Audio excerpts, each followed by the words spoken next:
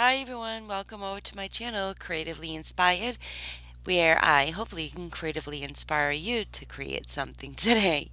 My name is Denise, and today what I'm trying to do is make a Christmas banner, a Christmas stocking banner. The Christmas stockings are made of chipboard. I've had them in my stash for a really long time. I had bought them from Sawcrafter when she was going out of business, and I figured let's try and use them and make something Christmassy with them. So I thought, why not make a Christmas banner with the Christmas stockings? On them they have these like little holes. I guess What you know I you did can was run I gessoed gessoed it, it, or to give it some more stability and to adhere like the background that I wanted on it with like make sure I keep all the glitter and things on there really well.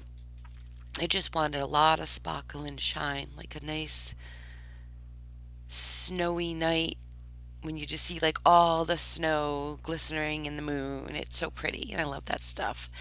But I used some nice pretty lace on the top, for the fur. I made it, instead of using fur, I did that instead. And on the back, what I did too is I used clothespins. I painted them, but I adhere those to the back. I glued those down so this way I can hang them up that way. Instead, you can hang it up on a string that way. You can put it anywhere that way. But I like the idea of the clothespins because, it just makes hanging up the banner easier. I chose the words peace for this banner because that's my favorite.